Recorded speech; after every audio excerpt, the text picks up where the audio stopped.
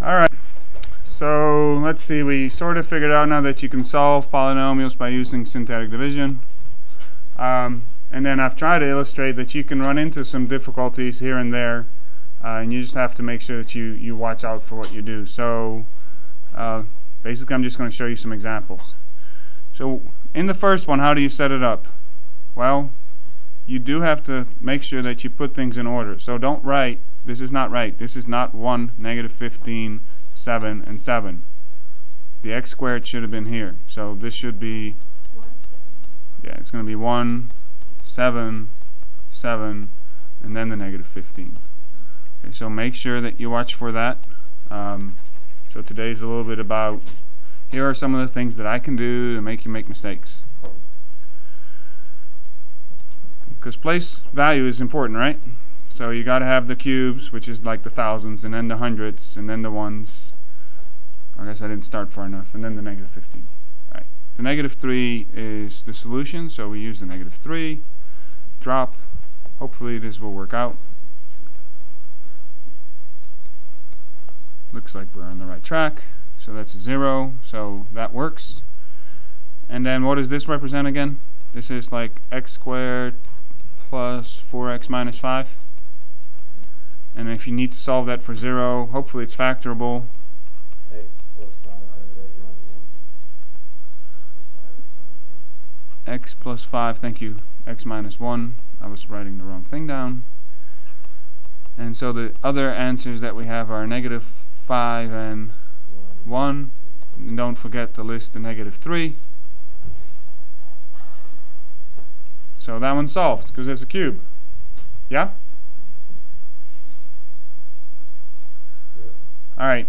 In one of these assignments, or maybe even in two, we did work on the fact that if I list two solutions, you just do this twice. Now, that's one thing you have to worry about here. The other thing is what? Is that there is an x4 and no x cubed? Okay, so write it as 0x cubed, right? Okay. And you don't have to show this step. So you can see it. You can go straight away to 1, 0, negative 13, and 36. That's fine. Do you think it matters which one you pick, 2 or 3? Should you have another 0? Yeah, I should, shouldn't I? Did you mention that? Did I mention that? Yeah. Shouldn't it be plus 0? It should be, shouldn't it? Okay. So make sure, indeed, that you have all the parts, because in this case, I actually skipped 2 of them. You also need to have 0x. So we're good now? Thank you for catching that. I'm not sure if I would have caught that, because when I talk I miss a lot. Okay, so we have 2 zeros. So what do you do with those? Well, you just treat them like numbers. 2 times 1 is? And 0 plus 2 is 2. And a negative 13 plus 4 is a negative 9. 2 times a negative 9 is a negative 18.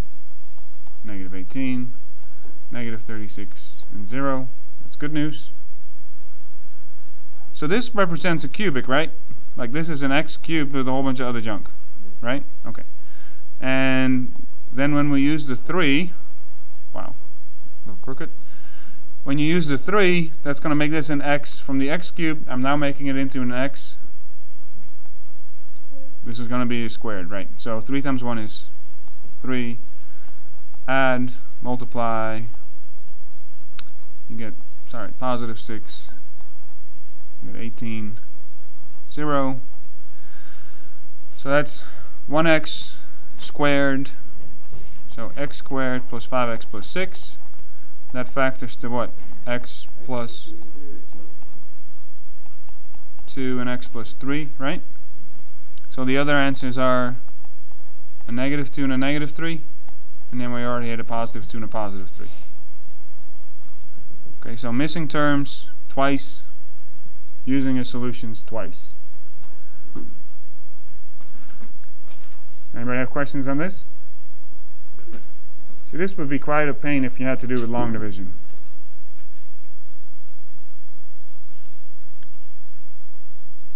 Can I move on? I know some of you are, looks like some of you are still writing. Okay. Okay, so I think the only thing we haven't seen yet is that so far I've given you solutions, so probably the next one will be a factor. So yes. Okay, good. All right. So here's a factor. We checked. Hopefully, are they in order? Cube, square, x, normal. So yes, 1, 3, 6, and 8. So if the factor is x plus 2, then you need to use not the plus 2. Here we're going to use x as a negative 2. We need to use the 0. Alright, so make that the 0, 1, negative 2, 1, negative 2, 4, negative 8, 0.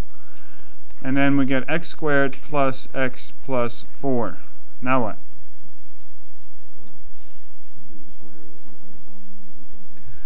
Yeah, so completing the square here would include a fraction, which most of you guys don't like, so probably the quadratic formula. Negative 1 plus or minus the square root of 1 minus 4. A is 1 and C is 4, all divided by 2 times 1. Because we're actually solving this for 0. So that's a negative 1 plus or minus the square root of 1 minus 16 is a negative 15, correct? And then you cannot leave negatives underneath the square root anymore. So the square root of 15i divided by 2. And there's a square root there, so you need to worry about breaking it down. Can you break down 15? Yeah, but not into pairs, right? Because it only has 1 3 and 1 5, so if you said no, then you're thinking the right thing there. So, but yeah, we don't have a pair of 3s or a pair of 5s. So, what are my solutions? Well, the solutions are a negative 2 and a negative 1 plus or minus the square root of 15i divided by 2. 3 solutions, right? Okay. Alright, last one.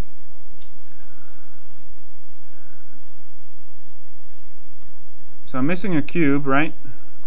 And I'm missing an x. Alright, so it's 1, 0, negative 21, 0, and a negative 100. Plus or minus 5, so let's just use the plus first. Whoa. Drop the 1, right? Made a mistake that sometimes we all make that. You're already starting to multiply, so make sure you start by dropping, then 5 times 1 is 5. Add 5 times 5 is 25. That's 4. That's 20. 20. That's 100. That's 0. Then you can use the negative 5. Do the same thing. So what about the 0 here? Is that a big problem? No, because the negative 5 times 0 is 0. So just use it. 4. You get a negative 20. And we get 0 again. So what does this represent? X squared plus 4, right? And x squared plus 4 equal to 0. Probably the easiest way to do this is this way.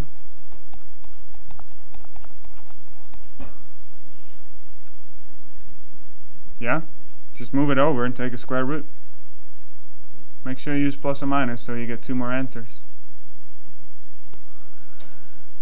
So that leaves you with 5 plus and minus 5. That's 2, and plus or minus 2i. And that would be 3 and 4. Does anybody have questions on that? Yes? No? If you were to write out plus or minus 2i as 2 separate things, That's fine. and would it still be 2i and negative 2i? Yep. Okay. This one was factorable, actually. If you replace the x squared with any other variable, so let's say that x squared is a, then this would be a squared minus 21a minus 100. That would be a minus 25 times a plus 4.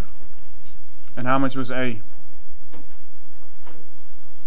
A is x squared, isn't it? So this is x squared minus 25 is 0. That's where the plus or minus 5 comes from. Or x squared plus 4 is 0, and we just saw that that is x is equal to plus or minus 2i. Okay, it is factorable. We did factor this a long time ago. This is one of the last things that we looked at for factoring. After we looked at cubes and patterns and all these things, we did some of these where we replaced and we made it a quadratic, and then we substitute it back in to solve for the actual variable. Just wanted to point that out.